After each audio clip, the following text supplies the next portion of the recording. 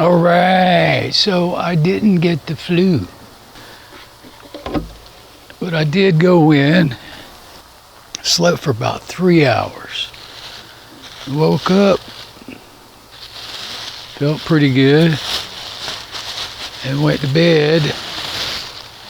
Woke up, felt pretty good. I didn't get the flu, I didn't get the flu. Anyway, let me get the tank, let me get this cut, a couple of zip ties. It will fire her up, baby. Ooh, ooh, ooh.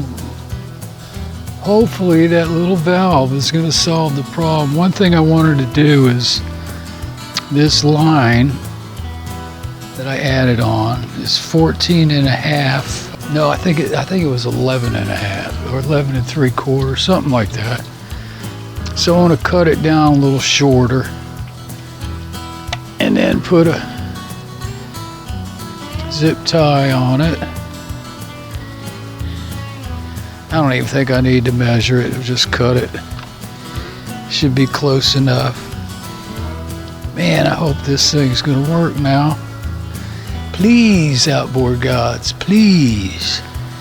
And the way this thing pulls fuel, you know it's getting puddling down there. The good thing is this thinner, clear stuff is pretty close to the diameter, you know, to get more suction out of it than that bigger black hose. Plus, the valve is fixed. Here we go. The hose you buy is tapered. It's fat for that at one end and skinny for that. Like a newer P hose, skinny at the end. Alright, I've already pumped the primer up. Give her some choke. I'm really not in the mood to pull this thing, but let's see what happens.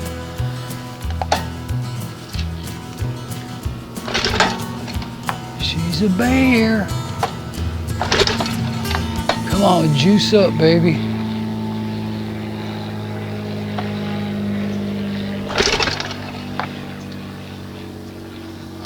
Yeah, you see how much fuel is in there already? When I popped that open just now, went like this, and it was just splashing out.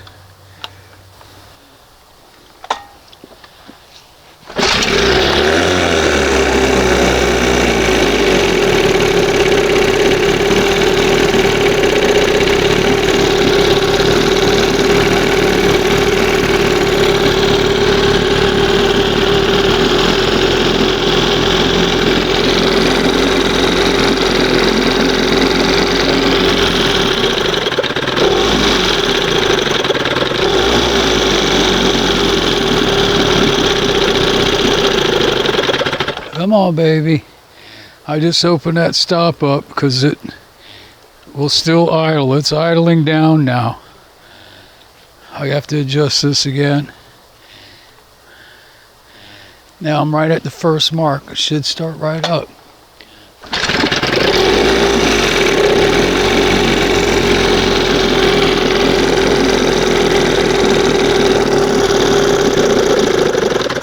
A little bit more.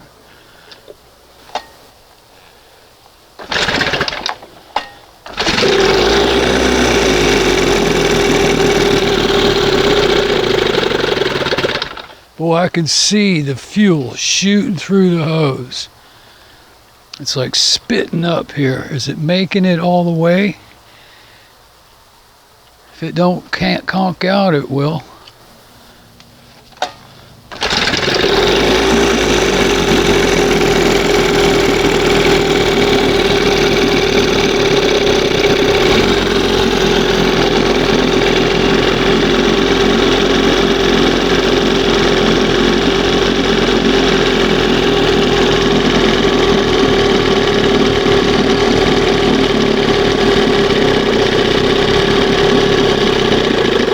It's trying to get up there. I gotta pull it out of there and loop it, I guess. It's just not making it. Boy, that's why I wanted the clear hose too. See what the hell was going on. That hose may still be a little bit too big, but it's working somewhat. I may even have to take off a little bit more. Might be a little easier going up gradually. Still just maybe 1 inch too long. Just past the first mark.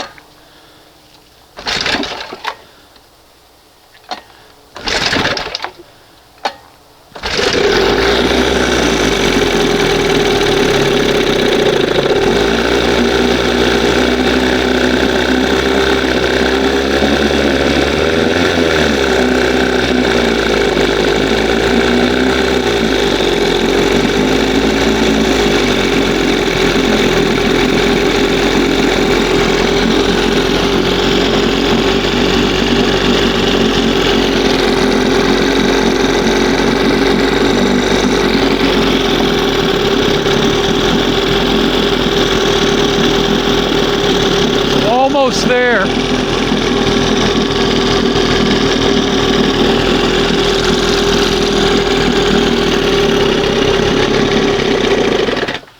It's almost there. It's getting up to there. That hose is still too fat, I bet. That's got to work, because it's just, you know, that's why my water gets so much unburned fuel and oil in it. Oh shit. Hold on, I gotta change this battery. So I went in to swap the battery out on the camera, and I said, well, I'll get something to eat, check the weather report, because they were flip-flopping on the weather. First it was going to be, oh yeah, cold weather coming in, and it was, it's not going to be that bad. Then at the last minute, oh yeah, coldest weather in years, freeze warnings everywhere. I'm like, oh man, I got to get something done out here. And you know, same old crap. What could have went wrong did go wrong. So I got to put all this crap back now. And after sitting there all these days, I don't even know what day it is. I got to get this stuff put back. We'll be back in the 80s in a few days. And just get her done. Well, I got this place pretty much back together. A few more things to do. Get back on that 20 horse. Alright, so I found this piece, which I kind of knew I had. Alright, so what I did here is I put the black zippy on the brass nipple, clear hose. Push this hose all the way up to the brass nipple, the inner hose, the black hose inside the small clear, inside the bigger clear. Because when I was putting the black one on, this thing just fell right out and I hit it by accident. So I put a little zip tie, hold it in. If I got to put a little sealer on it later, we will. Let's test it out first.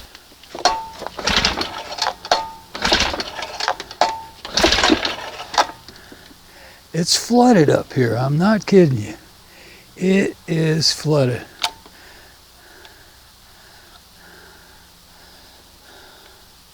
Open it back up. Damn, man. Whew. How can that much fuel be in there and nothing is happening? This thing should look, I can see like rainbow color in the water. That's fuel.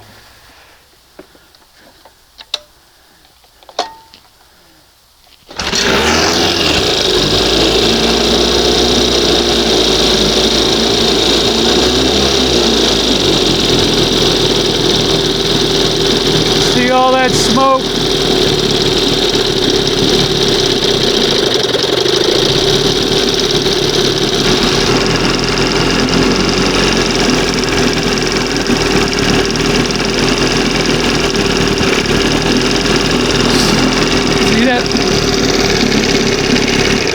That little tiny bit of a lean sneeze it just did. I'm right at the lean sneeze mark on this carburetor. Still idling a little bit too high. And what was happening was it kept starting to die, and I kept giving it a little more throttle, a little more throttle, a little more throttle. And then this was at 1.5, so I started bringing her back in, leaning her out. RPMs picked back up, and it just barely, I don't know if it's going to show up on the video, but it just barely went, poof. It's that lean sneeze. I didn't want to go too much farther with it. But she's right in the neighborhood here. I'm going to back off this thing just a little bit now. Damn it, man. Pain in the ass. I mean, just a hair open. Alright, now let's see where we're at. Just before the first timing mark. It should idle. That's where you want it to idle. Then it should start to open. It's already open a little bit. If I can get this thing to run without it being open, that would be fantastic. Boy, it blew up, man. All that freaking gas that was in it. Holy mackerel. I'm going to try to start it right before the first mark. See if she'll idle down there. Ooh, almost. Bring it up to the first mark.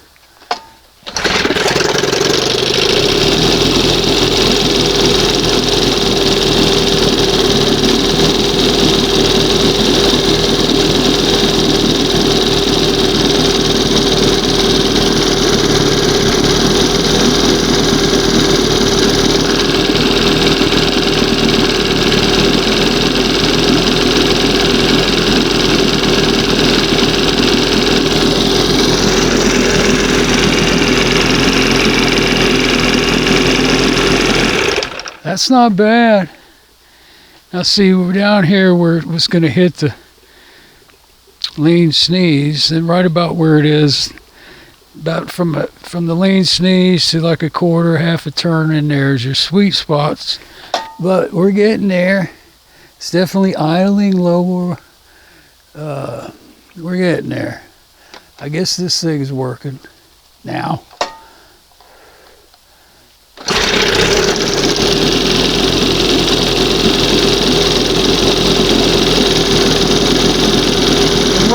Right on the first mark. That's not bad. That's right before the first mark.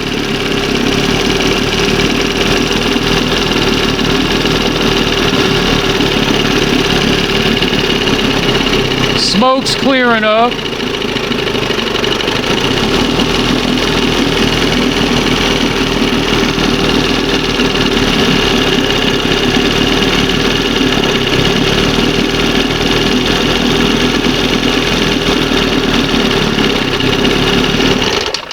Also, in reality, every time you turn this friggin' slow speed, every time you turn it, you're supposed to stop. You know, one little increment, stop what you're doing. Give it time to run through, breathe through. I think I may just leave it like it is. Get it on the boat. And any boat it's going on, it's got to be dialed in a little bit, but usually you should be able to just dial it in with the idle stop screw, you know, depending on the load of the boat and blah, blah, blah. That's the other thing too. Is this thing going to, you know, put it in gear and stay running? All that has to test good. It does when it wants to, and it doesn't when it doesn't want to. Let's see if it's going to do it at that speed, that idle, where this butterfly is, blah, la, la, la, la, la, la, la. Way up there, or way down there, right before the first mark. Oh, she's pulling nice, too. She's juiced up. Come on, baby.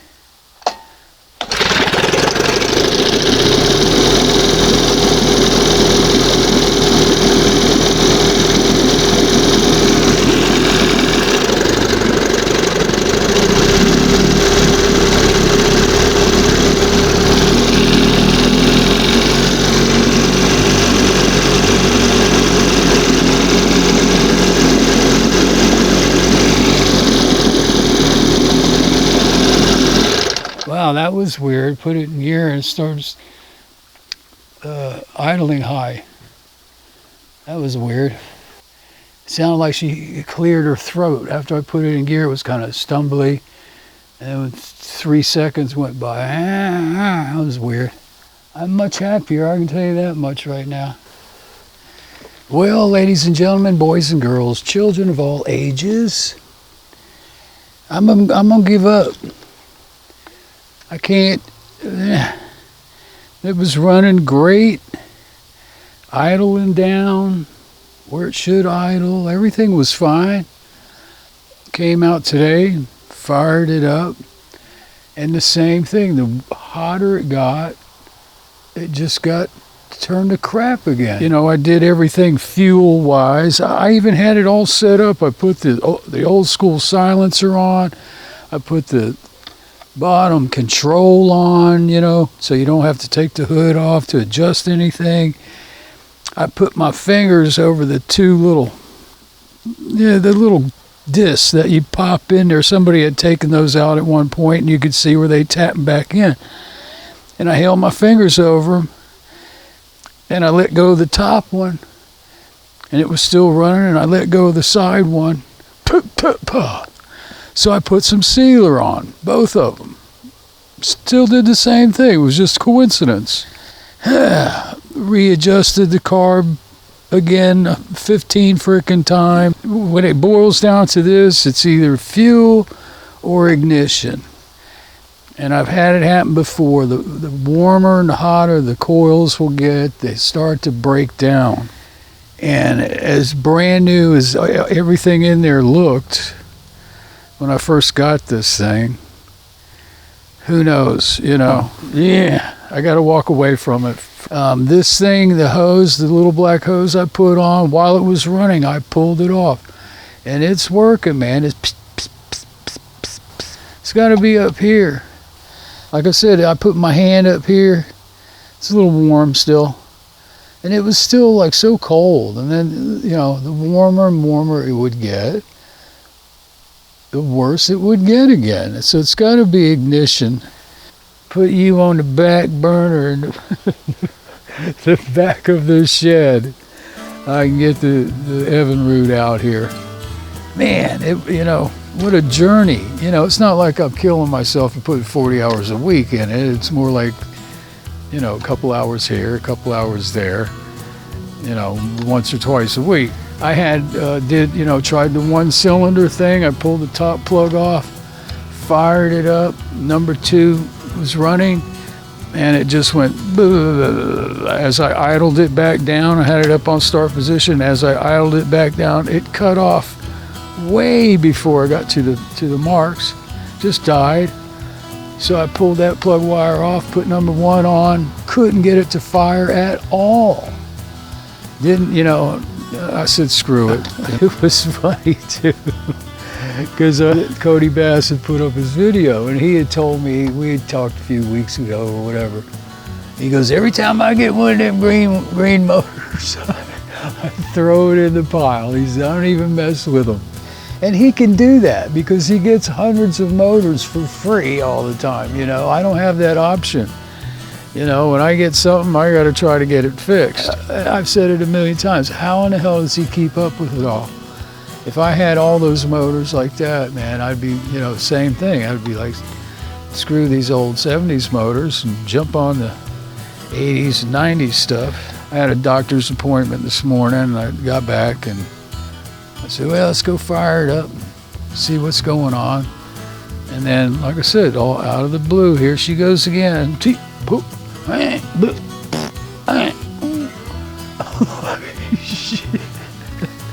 But anyway, it ain't going anywhere.